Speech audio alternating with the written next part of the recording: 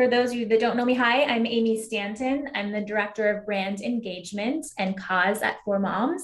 Just want to thank everyone for joining us today, this afternoon, for the premiere of our next 4Moms Sleepversity episode featuring Chelsea Neubauer. So for those of you who are new here, a little background about Sleepversity. At 4Moms, we are honored to be a part of over 1 million new parents in their baby's earliest months with products like the Mamaru Sleep Bassinet, the Mamaru Swing, and many, many more. But with Sleepversity, we partnered with a group of amazing influencers and created something that dives deep into newborn sleep, helping parents understand their baby's developments, learn more skills, and see other real parents in action to show just how diverse sleep is for each and every baby. No baby sleep journey is the same, but something we often hear from a lot of parents is that they feel guilty or that they're doing something wrong if they're not following this or that sleep method. And so that's why we created Sleepversity, to give parents a resource that shows the many different approaches to newborn sleep and to help them feel more supported, empowered, and informed. It's something they can turn to anytime when they need someone to relate to. With that, I am thrilled to introduce our host, Carolynne Harvey, certified pediatric sleep expert, founder of Dream Baby Sleep, and our quarterback for Team Sleepversity. Welcome, Carolynne. Hey, Amy. Hello. Thank you so much for having me. I am excited to be a part of this campaign and share more about the complexity of newborn sleep and ultimately help new parents truly enjoy those early months of their baby's lives. First, I wanted to welcome our next parent featured on Sleepversity, the wonderful Chelsea Neubauer. We are so excited to highlight her unique story. Welcome, Chelsea. Hi, thank you so much.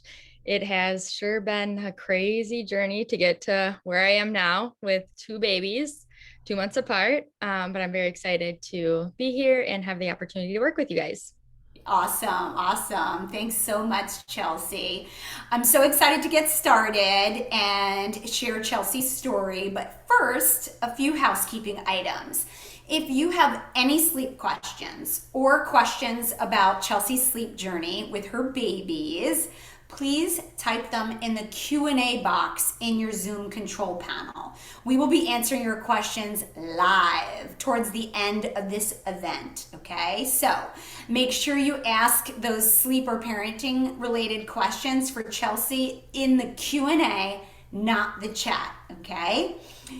Next, we also wanted to thank the amazing partners, companies who have contributed to our Parents Night In swag bags, okay?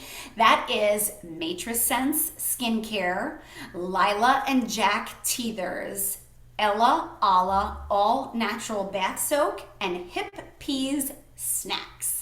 For those of you who didn't receive a swag bag, I have great news for you.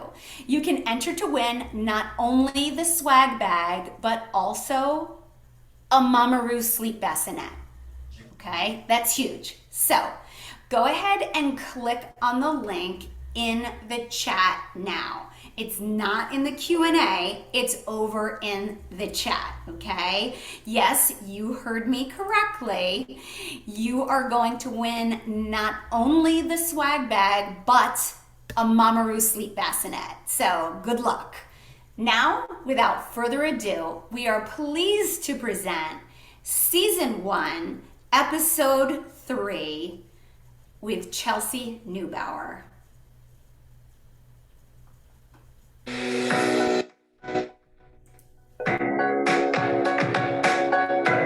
Welcome to 4Moms Sleepversity. I'm your host, Carolynne Harvey, certified pediatric sleep expert and founder of Dream Baby Sleep.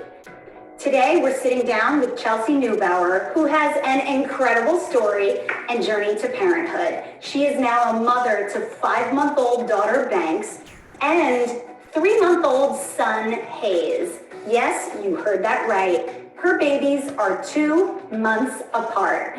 She's going to be sharing her journey to parenthood, what it's like raising 2 babies with a 2-month age gap, how sleep is going, and a lot more. Welcome, Chelsea. great to have you. Hi, thank you so much for having me. Let's jump right in. Can you talk to us a little bit about your journey in having twiblings? Sure. So I was diagnosed with infertility as well as miscarriage. From there, that was because of an autoimmune disease that I have. They had then given me a pretty low chance to ever carry a pregnancy. So I had reached out on social media outlets and posted about our story in hopes of finding a surrogate. We actually had a good close childhood friend reach out to me and basically jump right into the surrogate process and agreed to be our surrogate. Fast forward a little bit, we proceeded with an IVF transfer through our surrogate. What I didn't share with the public at the time was that I had found an amazing doctor in Chicago who allowed me to also attempt a IVF transfer and who had a lot of faith and hope into me carrying. And I had proceeded with the transfer before our surrogate, and that ended up resulting in a successful pregnancy and birth. And then I had given birth to my daughter Banks in January. So she actually came first before our surrogate was due, resulting in our baby Hayes, who was born in March. That is so extraordinary. Congratulations. What a triumphant path to parenthood. Yes, it was definitely a lot of stress and anxiety my whole pregnancy, but I made it out and we have both babies here. I will say that you got a joyful but tough job right now. How are you personally doing? So personally, I feel great. I'm extremely blessed that we have two babies 2 months apart. It's still sometimes hard for me to wrap my head around it, especially when talking to people. But it's definitely challenging. We've got good days and bad days. But just even talking to you guys and experts is definitely a relief, because at first when we just had Banks, I did all this research and looked into this and that and purchased classes here and there, and they kind of acted like it was one shoe fits all. And from there it just kind of threw me off, because not until Hayes came in the picture, I didn't realize how every baby is truly different. So what works for one might not work for the other. And that's when it was just more of a relief to even speak with you and hear that, there isn't just one size fits all, and there are different things that can work for different babies. And it's a little bit less lonely once you realize that not everything is just has to be by the book, and you can just use your mom instincts, and what works best for you sometimes is what's key. Yeah, that is so spot on. And I think it's so important for so many of us to hear and feel validated by, because there are so many, do this, do that, don't do this, don't do that. And what truly works with one baby does not necessarily work with the next. Yep, definitely. We are all curious.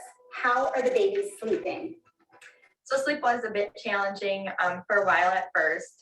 Banks now is sleeping through the night, which is awesome, but getting her to sleep is definitely challenging. But she's at least taking some consistent naps throughout the day, which we were looking forward to. Hayes, on the other hand, is also a great sleeper at night right now, but daytime naps are a struggle. He maybe takes 1 to 2 naps a day. It's been really challenging, but when he does nap, it's been so nice to put him in the Mamaroo sleep bassinet. He loves using the motion car ride, and especially with the built-in shushing sound, that's been like a lifesaver for us. Yeah, it's so great to have it built in right there. The white noise can really be just so calming and help just drown out any background noise, especially with the babies being on different schedules for the time being. With those bedtime battles at 5 months old, we can really help prevent that by getting in front of it. And what I mean by that is offering bedtime a smidge earlier, because bedtime being too late is the #1 cause of bedtime battles, multiple night waking, and early rising. So offer bedtime 15 to 30 minutes earlier to help prevent an overtired state. We want to avoid that kind of slap happy stage. Now is also a great time to practice placing Banks down, drowsy but awake, to allow her just a little bit of freedom to practice self-settling. You'd be surprised what these babies are capable of when we take a brief but loving step back.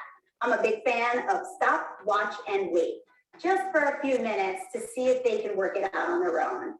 When Hayes struggles at bedtime, increasing that motion setting on your bassinet can be just that little bit of extra help that he really needs to help him fall asleep. Right. Yeah, that totally makes sense. With your husband out of the home during the day, how are you structuring things? So we definitely have a couple days of help with our parents, but otherwise there are a few days that I'm home by myself alone with them, and it is quite challenging. Right now anyway, I have them on opposite schedules. So when Banks is awake, usually Hayes is going down for a nap and vice versa.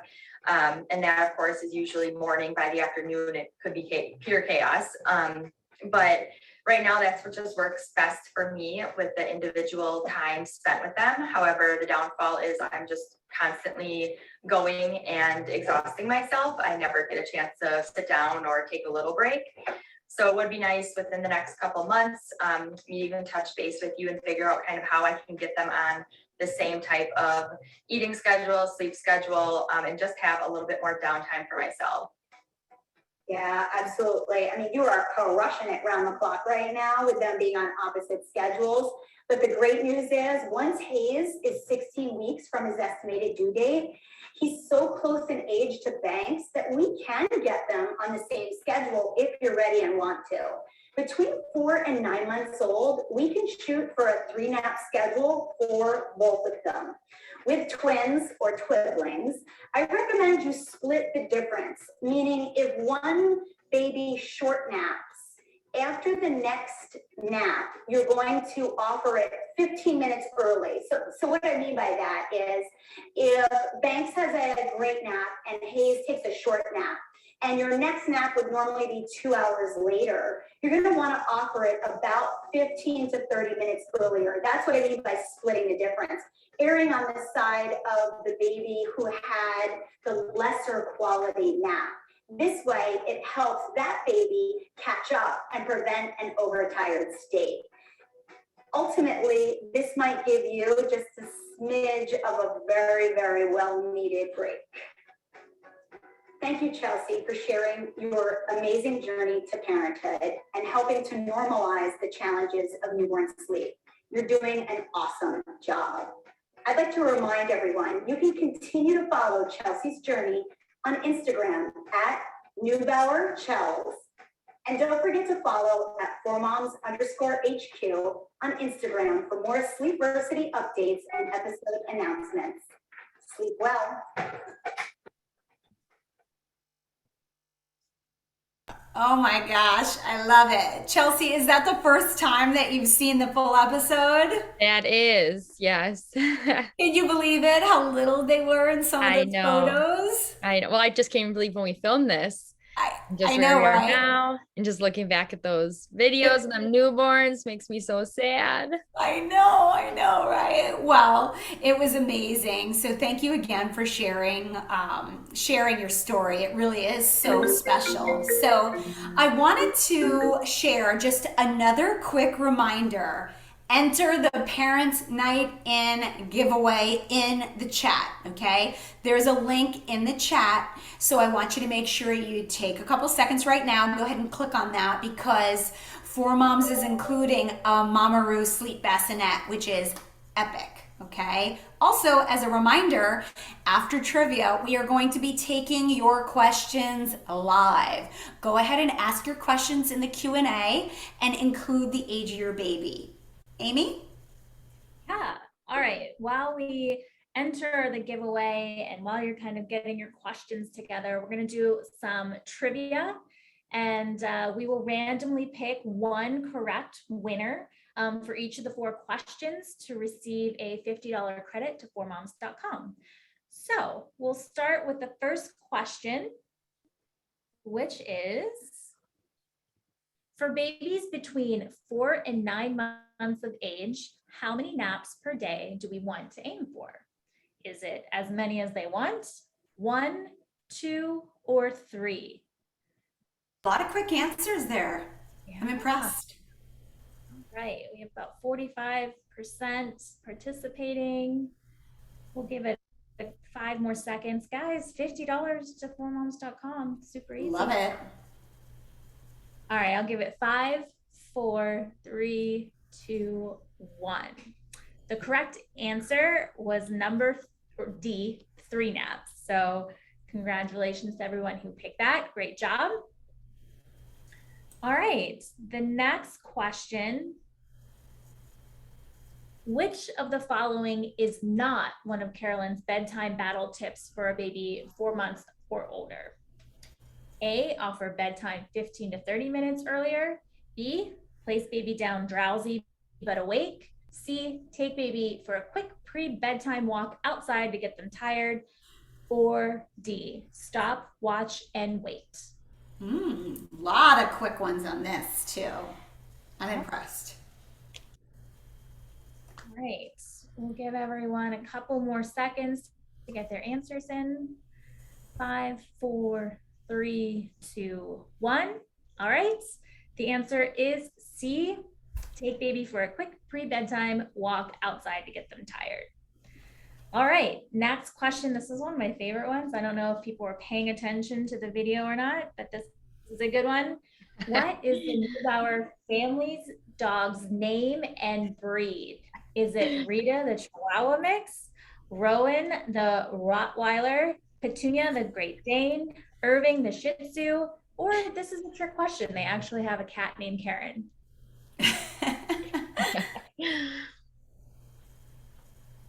All right, we'll give it 5 more seconds.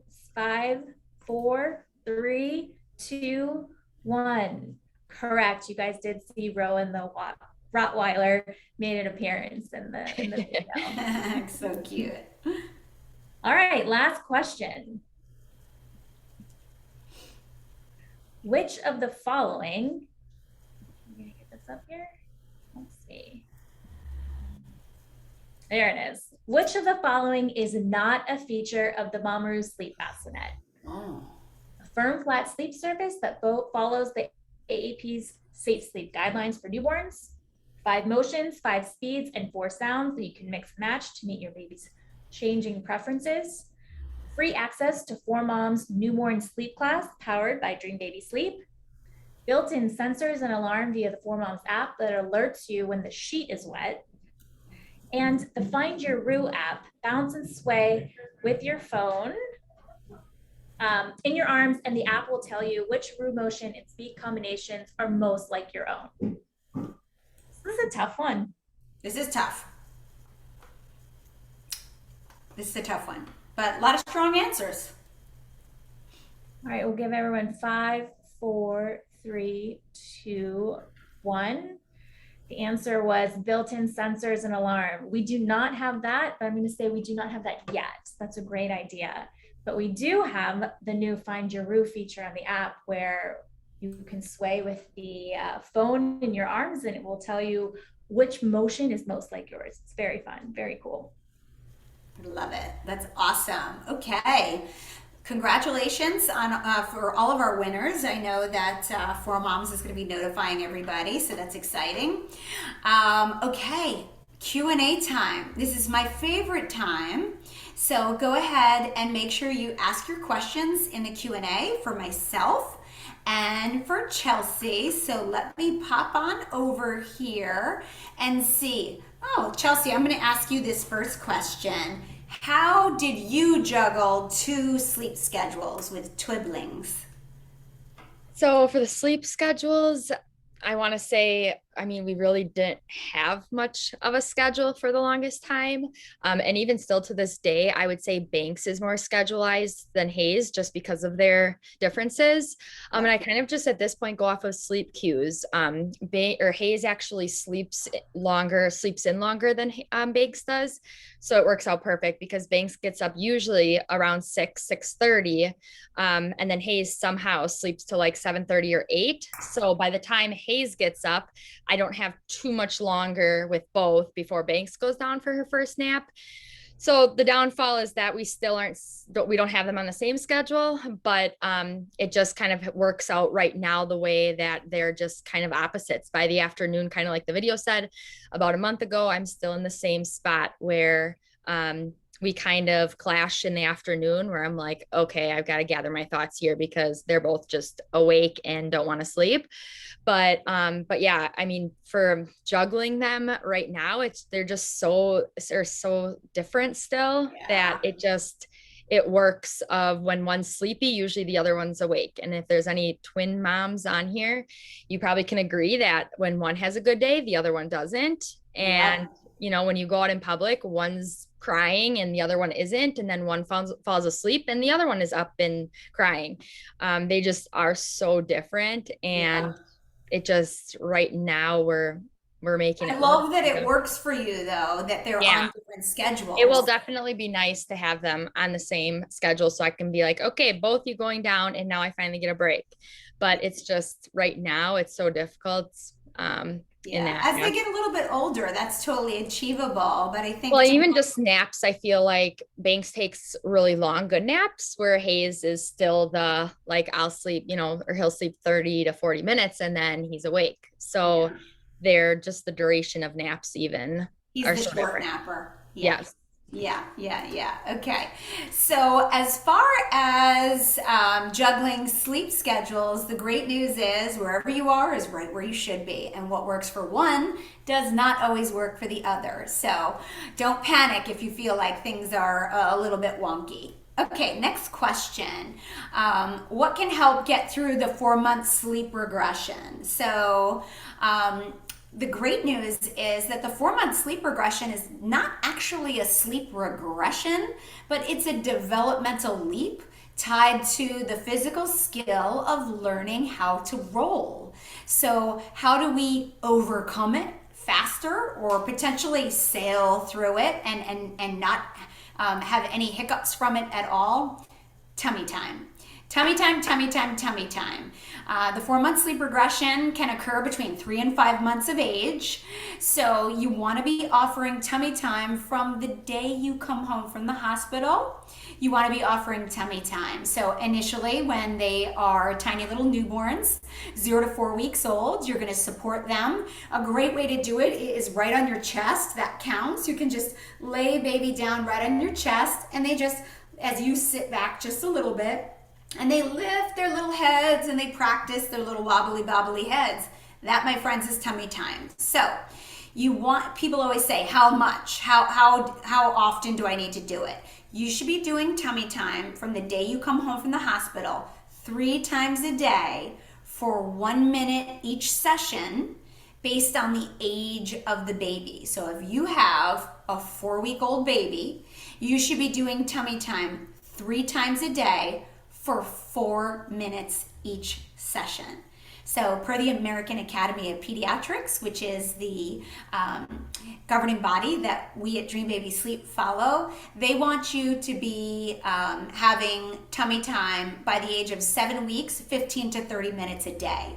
So if you follow that slow ramp up like I just suggested, you'll hit that no problem. Okay, so the 4-month sleep regression is, sometimes really overwhelming.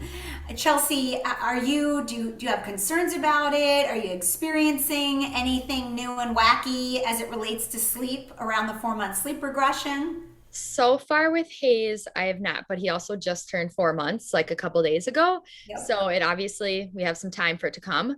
Yep. Thankfully, knock on wood, Banks never experienced a regression. So the other thing I'll say is I was like, leading up to Banks turning 4 months old, I was like almost in tears, so stressed out, thinking, how are we going to deal with a sleep regression while we have Hayes, who's now a newborn, still getting up in the middle of the night? How are we going to deal with that? And I will say I did worry for nothing, because Banks is 6 months and we have yet to experience any regression. So I will say, kind of add to what this whole thing is about, is every baby is so different, and I stress myself out for nothing. But like I said, it could come with Hayes. Our luck, it probably will. We got to at least have one baby go through it, but we don't know. I love that you shared that sentiment, right? You were literally losing sleep over it yourself, and it didn't even happen. So that's amazing. Just because there's a so-called regression doesn't mean it's going to happen to you. So that's awesome.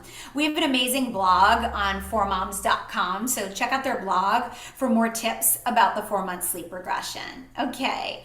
Next up, let's see. My 5.5-month-old son had his first tooth and he's also learning to crawl. Yay. He's been waking up multiple times per night after weeks of sleeping solid. Do you have any tips to help optimize sleep? So it's likely the 4-month sleep regression and not the teething.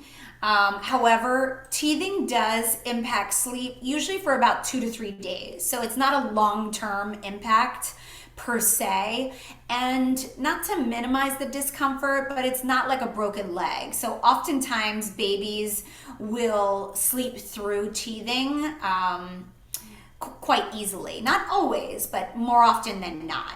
So the physical leap though, the physical leap of rolling and crawling, that's huge. The reason it's disruptive to sleep is because the crib is their safe place. Babies love practicing in their cribs, their new milestones. So you want to afford baby a lot of time to practice crawling and scrunching and doing that like army crawl all throughout the day, and really make sure that you leverage an early bedtime. The number one way to offset multiple night waking, regardless of the reason, is with an early bedtime, because we want to prevent an overtired state, and we also want to avoid baby from getting overtired, which is actually going to trigger night waking. Okay, so hang in there. Teething, crawling, you got a lot going on. All right, definitely check out that blog about the 4-month sleep regression too, because you're likely experiencing a little bit of that in the mix.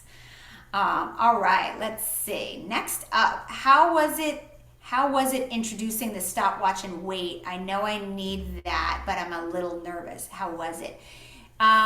So I think this might be for Chelsea. Did you introduce that, Chelsea? Did you ever do stopwatch and wait? Meaning when one of the babies is crying, you're like, you know what? I'm just gonna take a step back here.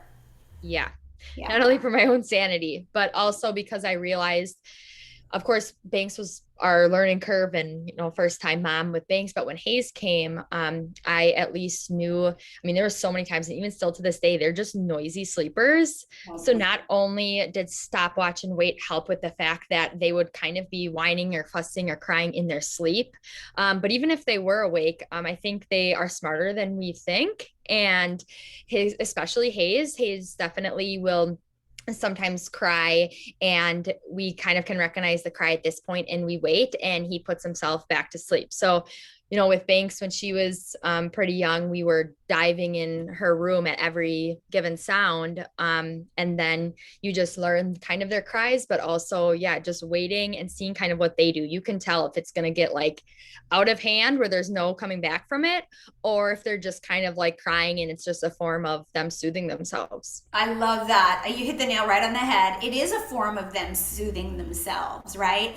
And we're talking about a minute or two here, guys, right? So yeah, not like the cry it out method. Exactly. We're not talking about sleep training here. We're just saying stop, watch, and wait. Maybe wait is 30 seconds for you. If 30 seconds is all you are comfortable with, then 30 seconds it is.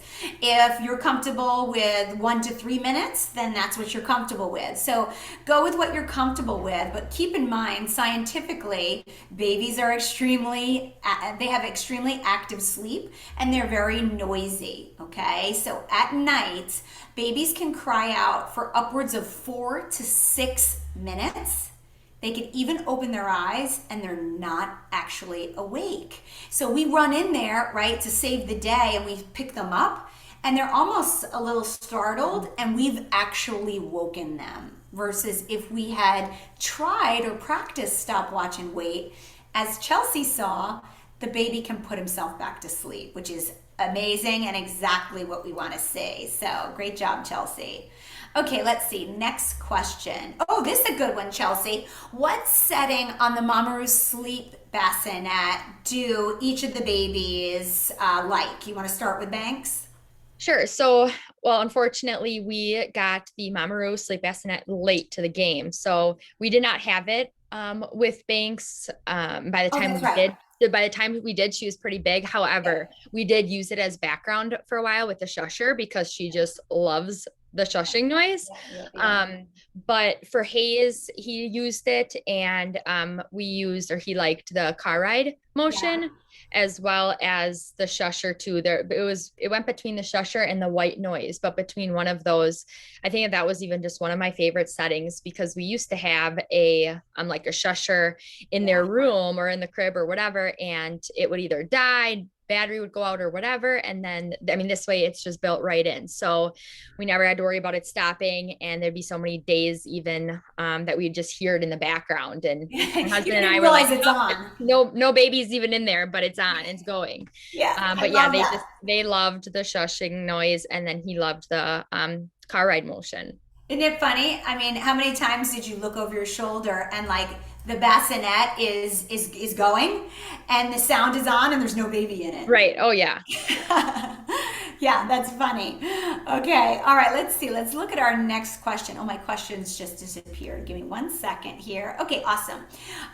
Trying to decide between the Mamaroo and the Snoo before baby arrives. I have a pretty strong point of view on that. Is that swaddle they use in the Snoo safe? So this is a really, really great question. Safe sleep is my absolute top priority. I follow the guidance of the AAP, the American Academy of Pediatrics.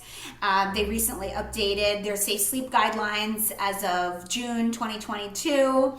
Stay tuned for more details on that coming from 4Moms.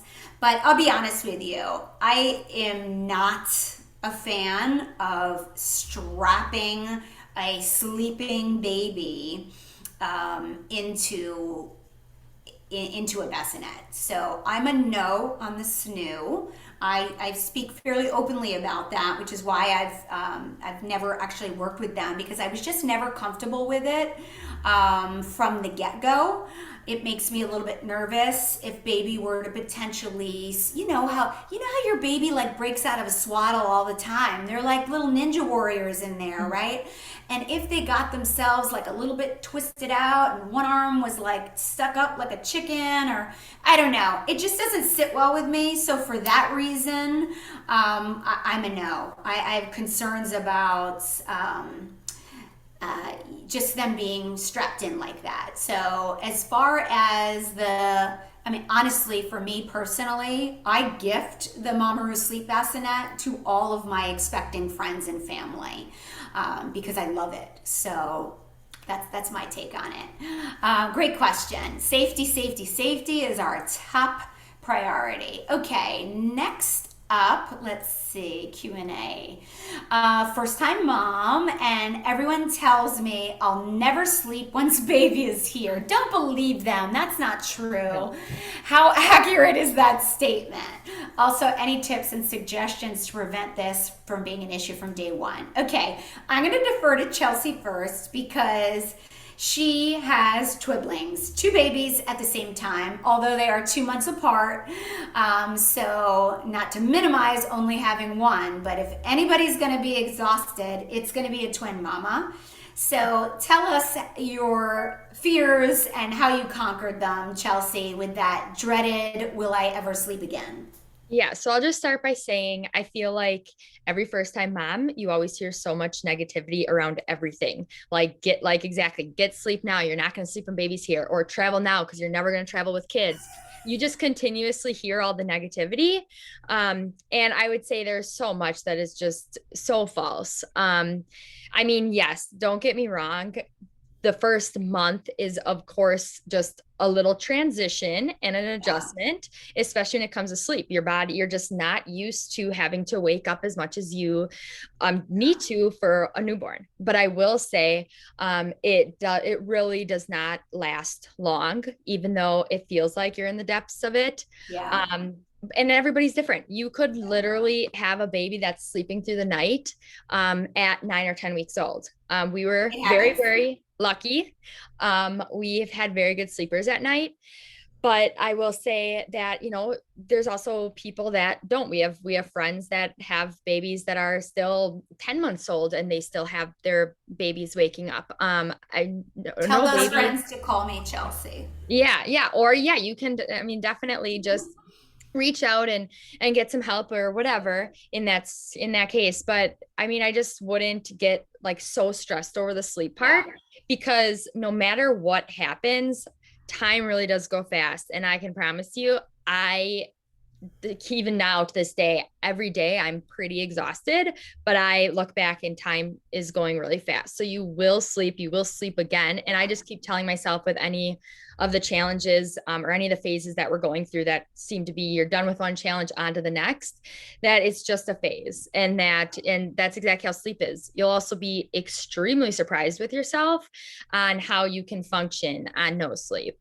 which I think any mom can agree that you sometimes look back and it's like, wow, I haven't slept like this whole month. I haven't slept, but I mean, I actually feel pretty good. So I just would not have the sleep thing stress you out as a first time mom, because you will be surprised either what your baby will do and surprise you, or even what your body will do and just surprise you. And, you know, we're big believers in knowledge is power, which is why I've partnered with 4Moms to create the 4Moms Newborn Sleep Class powered by Dream Baby Sleep. It comes free with the purchase of your Mamamoo Sleep Bassinet from 4moms.com. If you don't have the bassinet and would like to purchase the 4Moms Newborn Sleep Class, you can do so on their website. We'll go ahead and post a link in the chat as well. So knowledge is power. Knowing what to expect will really help you eliminate or put at ease some of those fears, right? So I just remember being a first-time mom and people were like, oh, when you learn your baby's sleepy cues, and I felt like a moron. I was like, what the heck is a sleepy cue, right? Yep. And nobody really explained it to me. I'm like, the cry sounds the same, and then slowly in time you realize like, oh, that's hungry, right? And then you learn little tips and tricks, which we teach inside the newborn sleep class. So definitely check that out. We have a great blog on newborn sleep tips as well. The 4Moms blog, honestly, is such a tremendous resource of really educational information. So definitely spend some time there. I can assure you, you're not the only one who has those fears. So hang in there. Okay, next up, how can I get my twinnies same time? I need to get back to work and I'm struggling. Felicia, we hear you, okay? So this is something that you can absolutely achieve. At Dream Baby Sleep, we support clients with multiples all the time. On the dream team is Erin, and she is a twin mommy, so we all take twin cases. But this is a couple pro tips. So in order to achieve the same schedule, you need to split the difference. Go back, when they post the replay to this, go back and watch Chelsea's episode, because we talk about, she's not yet trying to get them on the same schedule, but when she is ready, we talked about pro tips in there on how to split the difference. If one short naps and the other one takes a really solid nap, what is a good nap? It's when they're over 4 months of age, it's considered 60 minutes or longer. So if you have one baby taking a 60 to a 75 minute nap and your other baby is taking a 20 to 30 minute nap, the next nap time, let's call it roughly 2 hours later, you would split the difference, meaning making the next nap a little bit earlier to offset for the baby who had the lesser quality sleep cycle, okay? So definitely replay the episode. There's some great tips in there.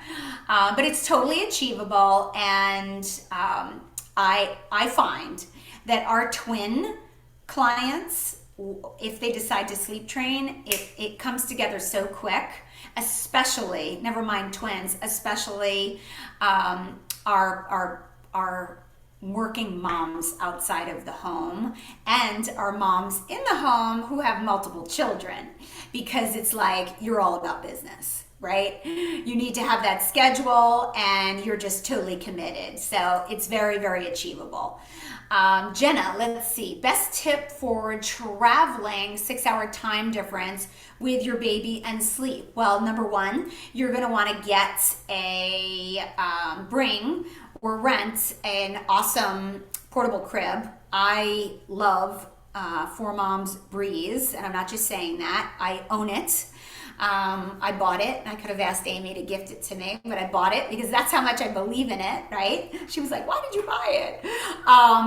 But I love it. And I have friends that come and stay with me in beautiful Naples, Florida.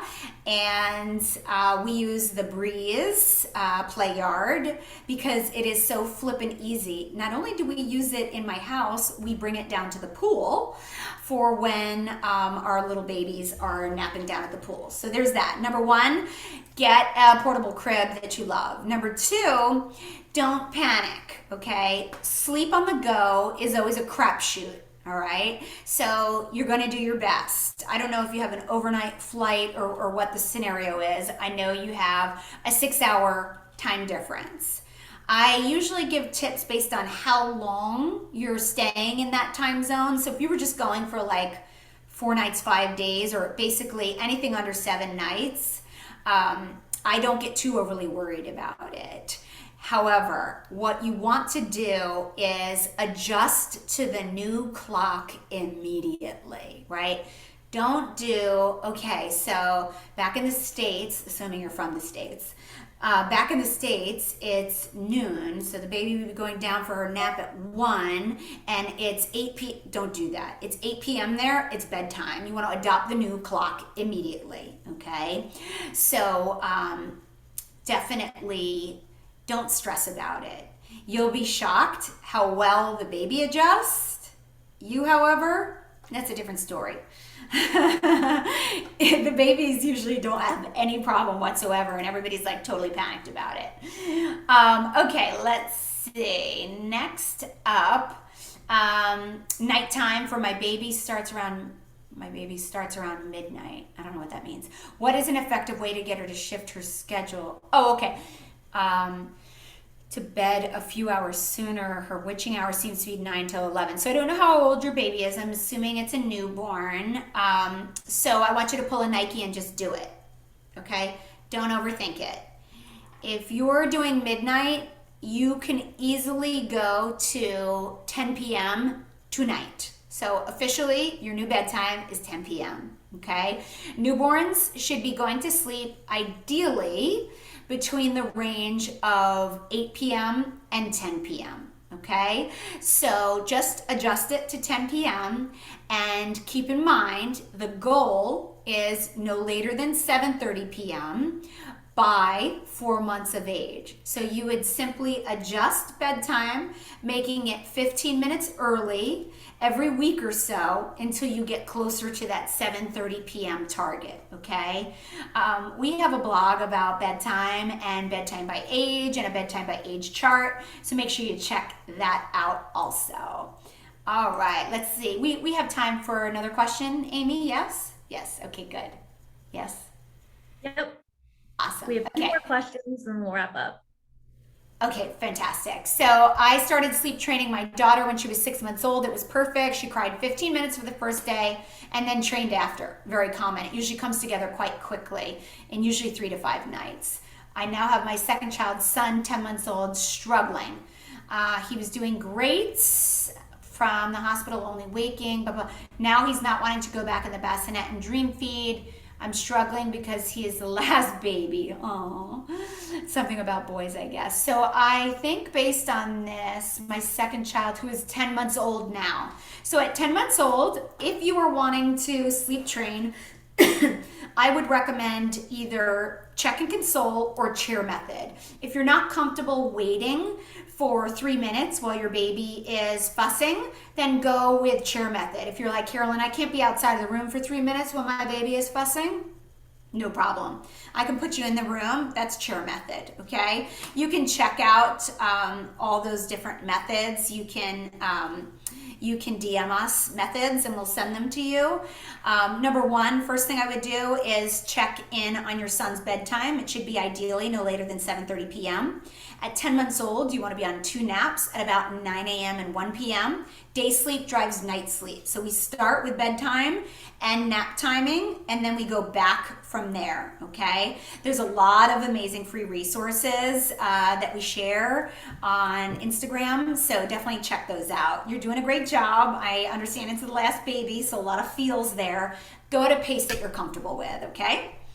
All right, next question. What is your opinion on the Dreamland baby weighted sleep sack? Okay, so I personally, as the founder of Dream Baby Sleep, I'm a firm no on anything weighted for any babies, regardless of brand. Absolutely no. That is because the AAP updated their safe sleep guidelines, which they have not done in 5 years, as of June, I believe it was the 16th, 2022. And the American Academy of Pediatrics says no to weighted sleep sacks of any kind. So I am a no on anything weighted, regardless of age. So with that said, thank you guys so much for all of your amazing questions. I am going to pass it back to Amy. Yeah, well, I'll just echo what Carolynne said. Thank you all so much for joining us this afternoon. Thank you, Chelsea, so much for being here. Just a reminder for more Sleepversity updates to follow us at 4moms_HQ on Instagram. And if you tuned in late or you want to watch a replay of this or Chelsea's episode, visit us on our YouTube channel, which is just youtube.com/4moms. And as Carolynne likes to say, sleep well. All right. Bye, everyone. Thanks so much. Thank you, Chelsea. Thank you. Bye-bye, guys. Thanks.